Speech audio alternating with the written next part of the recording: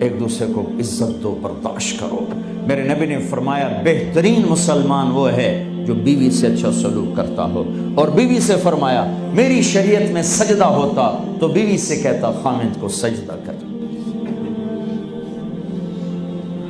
بہترین صدقہ اولاد کی تربیت ہے۔ پورا گھر میرے نبی نے نقشہ ہر ایک کی قیمت بتائی۔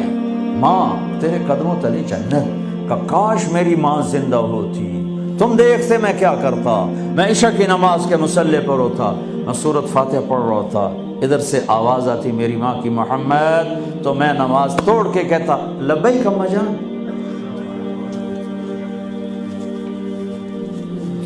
باپ کا تیرے جنت کا دروازہ ہے، باپ تیری جنت کا دروازہ ہے، کھولنا توڑنا نہیں، کھولنا توڑنا نہیں، توڑ دیا تو جنت میں نہ جا سکو گے۔ سب سے بہترین مسلمان جو بیوی سے اچھا سلوک کرے، سب سے بہترین عورت جو اپنے خامند کی منشا کو دیکھے۔ پھر آپ نے ایک عجب بات فرمائی جو معاشرے میں بہت بوجھ بنتا ہے جس کا، ہاں بھائی تمہیں ایسا صدقہ بتاؤں جس سے بڑھ کے کوئی صدقہ نہیں، تمہیں ایسا صدقہ بتاؤں جس سے بڑھ کے کوئی صدقہ نہیں۔ انہوں نے کہا جی کیا؟ کہا الابنۃ المردودہ، جس کی بیٹی کو طلاق ہو گئی یا بیوہ ہو گئی اور گھر واپس آ گئی ماں باپ کے، یا ماں باپ نہیں ہے تو بھائی ہیں، وہ ایک بوجھ بنتی ہے ماں باپ پر بھی، اور بھائی تو ویسے ہی باغی ہو جاتے ہیں۔ میرے نبی نے فرمایا اس بچی پہ خرچ کرنا کائنات کا سب سے افضل صدقہ ہے۔ گھر، ایک گھر کیسے چلتا ہے؟ ہمارے ہاں پنجاب سندھ بلوچستان سرحد میں بہنوں کو وراثت میں کوئی حصہ نہیں ملتا، سب بھائی کھا جاتے ہیں۔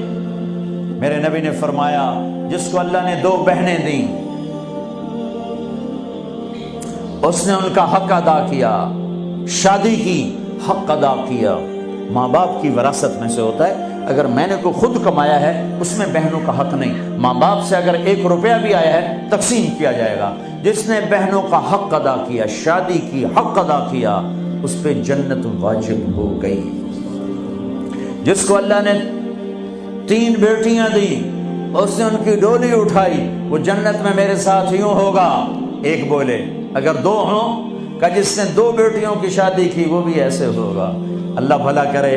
ایک صحابی کا کہ جس کی 1 ہو، کہ جس کی 1 ہے، اگر اس نے اس کو عزت سے رخصت کیا تو وہ بھی میرے ساتھ ایسے ہی ہوگا۔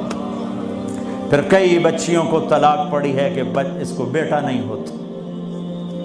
یہاں آنے سے پہلے کا واقعہ، پنڈی سے بچی رو رو برا حال اس کا، میں تو فون سنتا ہی نہیں ہوں ایسے کہ میرا تو کلیجہ پھٹ گیا ہے۔ ہے کہنے لگی کہ سسرال نے کہا تھا بیٹی ہوئی تو طلاق دے دیں۔ میں نے کہا اس میں میرا کیا قصور ہے، اور بیٹی ہی ہوئی اور مجھے طلاق پڑ گئی، اور میں گھر آ گئی 22 سال کی عمر۔ بیٹی دینے والا اللہ اور ظلم کرنے والا سسرال۔ میرے نبی کو اللہ نے بیٹے دے کے اٹھا لیے، قاسم اٹھا لیے، عبداللہ اٹھا لیے، ابراہیم اٹھا لیے، 4 بیٹیاں دی، 3 زندگی میں اٹھا لی، زینب، ام کلثوم، رقیہ، تینوں آنکھوں کے سامنے چلی گئیں۔ فاطمہ سے نسل چلی، آپ نے فرمایا لوگوں کی نسل بیٹے سے چلتی ہے، میری نسل میری بیٹی فاطمہ سے چلی۔ اس لعنت کو دھویا۔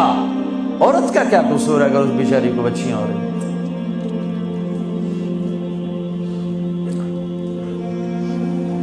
جس نے اپنی بہنوں کو حق ادا کیا، جس نے بیٹیوں کو ڈولے میں بٹھایا، ان کا حق ادا کیا، کہ جنت میں یوں ہو جائے گا۔ بہنوں کو دینا اتنا ضروری ہے، حرام ہو جاتی ہے روٹی۔ میں نے مولانا جمشید صاحب میرے استاد ہیں، میں نے ان سے تفسیر پڑھی۔ میں ایک دن شہد کی بوتل لے کر گیا، پرانی بات ہے 76-77۔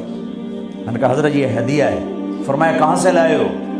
کہ میرے اپنے باپ کا ہے۔ فرمایا تیرے باپ نے اپنی بہنوں کو، تیرے باپ نے اپنی بہن یعنی میری پھوپھیوں کو، تیرے باپ نے اپنی بہنوں کو زمین میں سے حصہ دیا تھا؟